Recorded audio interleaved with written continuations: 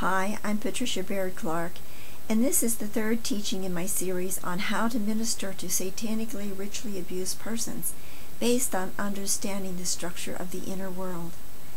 In my first series, I taught on the structure of the inner world, and we learned there that the alternate personalities and the demons are placed inside in the inner world on a basic structure that has several levels to it, much like the layers of a cake or different floors of an apartment building, only it's more vast than that.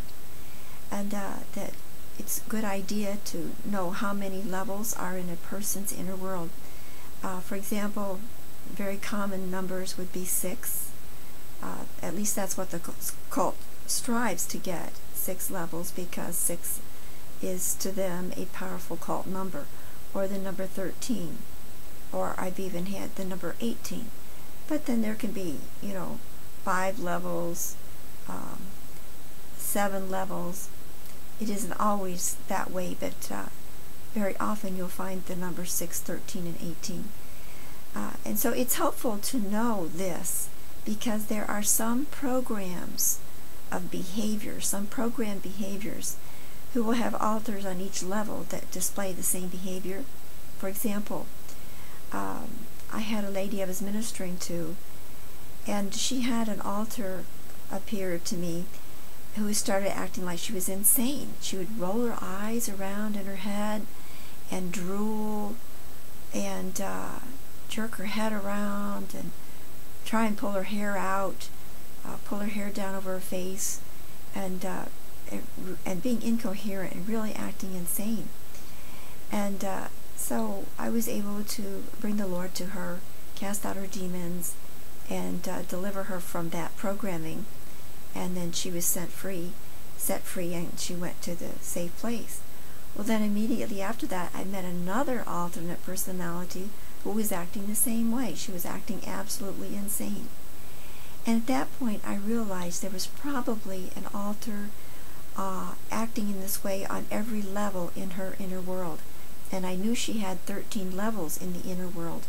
So I anticipated meeting 13 altars that acted insane. And sure enough, that's exactly what was there. I was able to deal with every one of them in one session.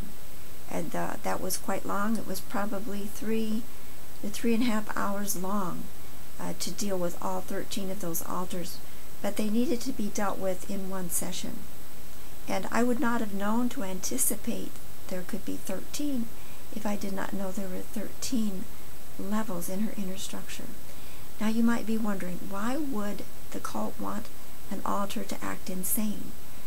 Well, they're hopeful that if someone starts helping them and they start talking and having their memories, that the person seeing her act insane would think, wow, I'm in over my head, I can't help her, and would call the nearest psychiatric ward and ask for them to come get her.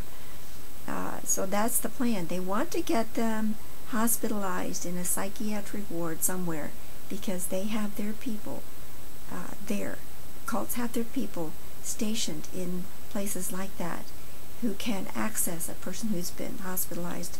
So it's very important, if at all possible, not to permit anyone to be hospitalized. Usually we can accomplish far better with the Lord's help and dealing with demons. We can help them much better than drugs or psychiatry can. So it is helpful to know how many levels there are in the inner structure. I had another lady, and we knew she was going out at night. She had been working with me for about a year, going through a lot of memories, making a lot of progress. But we knew she was going to rituals at night. Now, she did not want to go out to rituals, but she would realize the next morning she had been out because sometimes there were marks on her body that weren't there when she went to bed. They could have been bruises or scratch marks or something of that sort. And also she would perhaps remember that she left the door locked. When she got up in the morning, the door was unlocked. Or perhaps her shoes were in a different place than she remembered putting them the night before. So we would know that she'd been out. And of course, we don't want her to go out to rituals anymore because they can really hinder the progress that we're making. And so one day we were praying and we were asking Jesus if he would reveal to us what to do to keep her from going out to rituals. And that's when I met an altar named Catherine.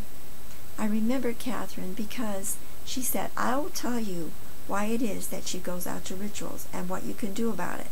But first of all, I want to meet Jesus because I want to know that I'm going to be safe." And I remember saying to her, "Oh, you've been watching, haven't you? You've seen what's been going on." She said, "Oh, yes." And she says, "I know that Jesus is the one I want and that with him I'll be safe." So I led her to the Lord, led her in a sinner's prayer. And then she told us that there was another altar there that was a robot. I believe her name was Sally Ann. And the robot was the one that took her out to the rituals. So we met Sally Ann. And Sally Ann revealed that in the various joints in this lady's body were demons stationed. And it was the demons that took her out to rituals.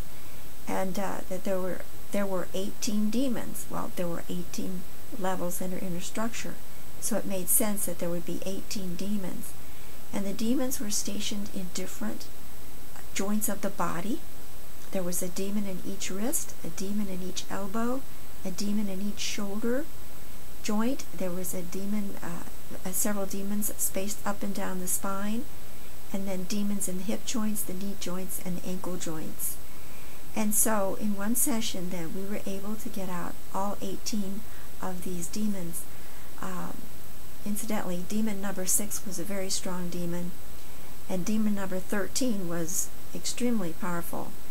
And then after that, they knew the jig was up. They knew that there was no way they were going to be able to stay in her body. And the last remaining ones came out very easily. They did not put up any fight. But after that, she never went out to any more rituals. So knowing how many levels are in a person's structure can indeed be very helpful.